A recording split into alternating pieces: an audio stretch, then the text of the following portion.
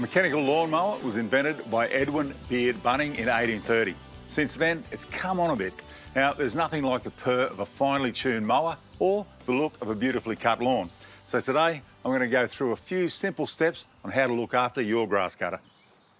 Now, of course, with any petrol mower, fuel and oil spills are something you've got to be careful of. You also want to do this when the mower's cool, so don't do it straight after running it. And, of course, make sure it's not running when you're doing any of this work. Tighten up your fuel cap, because we are going to be moving this around a little bit. And whether it's a petrol mower or it's a battery-operated mower, I think the most important part are the blades. So let's get started. If it is a bit crusty under here, but my advice, after every use, keep it clean. Hose it down. Of course, make sure water doesn't get into the engine, but certainly clean this out every time. Let it dry off. You won't have any dramas. Now, these blades, I can take them off individually. I could probably sharpen them in situ, but it's way easier just to take the entire base plate off in one go, whether it be petrol or battery, and I can do both blades at the same time. It's a fairly simple process, especially with the newer mowers. Once you've got the base plate off, here are the blades. You can see the sharp edge and the cutting edge of the blade. That's the bit we want to sharpen. It's a pretty straightforward process. Sharpen this one, make sure they're tight and we'll pop it back on. So you can use a file, you can use a grinder I suppose, but I prefer using a stone, gives you a really nice finish. And of course, you want to try and keep the same angle that's already there, but as long as we're talking about sharpening the blade, it's also sharpening the angle. Makes perfect sense.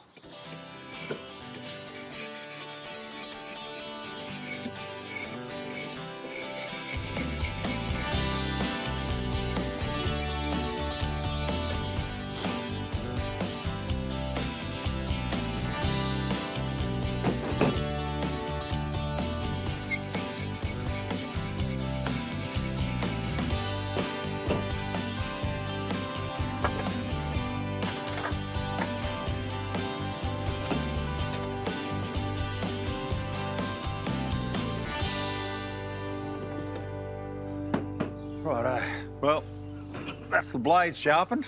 Now, of course, the blades won't turn without the engine. So key components that we're talking about with maintenance: spark plug, oil, air filter, fuel.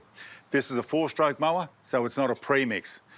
Unleaded fuel, preferably a 95 for this type of engine, and the oil is separate. So 2-stroke, premix, 4-stroke, just straight fuel.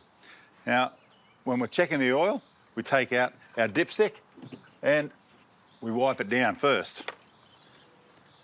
Now, you can see it's covered in oil because I have had it upside down. Wipe it clean. In we go. And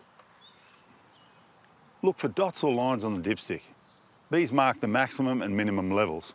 And make sure that your oil level is in between those marks.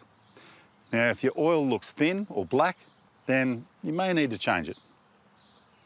Now, because this doesn't have a sump plug, you will need to take this in for a service. They have a special pump that will take the old oil out and you can replace it with the new oil. Of course, it is doable at home, but it is very messy and we do want to be as environmentally safe as possible. So getting the professionals to do this with an oil pump, it's way easier. All right, now, of course, the internal combustion engine is fired by a fuel and air mix. So for the air to get into that fuel mix, it goes through the air filter and has to be cleaned. So here's the outer filter. Now we've got the inner filter. You can get dirt and dust and grass in there after a while, so always keep a close eye on those. Make sure you get nice clean air through the fuel mix. If we have to, we can replace the entire filter or just that outer ring. But this one, not a problem. We'll put it back in and away we go. And of course, vital to any internal combustion engine is the spark plug.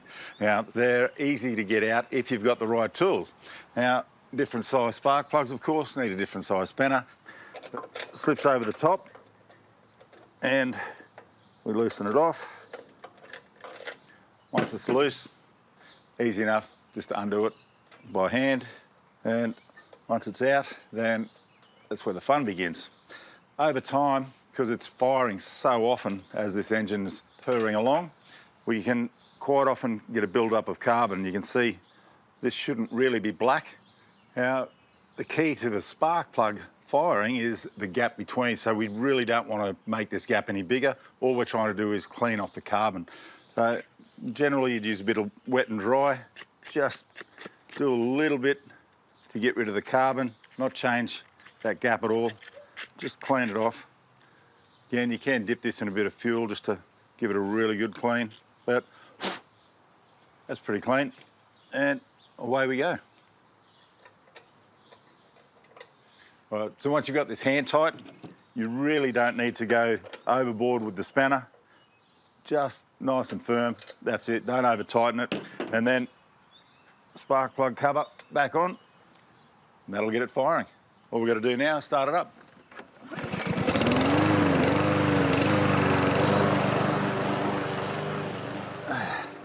Now, of course, with battery mowers, blade maintenance, pretty much the same as with a fuel mower.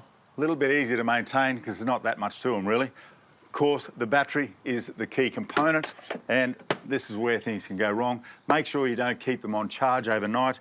Make sure they're not overheating. Make sure they're not leaking. And if you can, put them in a lithium battery storage box.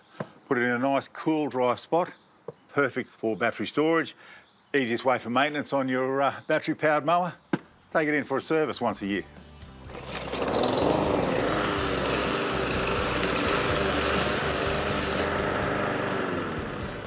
Get your mower up to speed this weekend with a few small checks and you'll be enjoying a better looking lawn, a longer lasting mower and the soft rhythmic purr of a well running engine.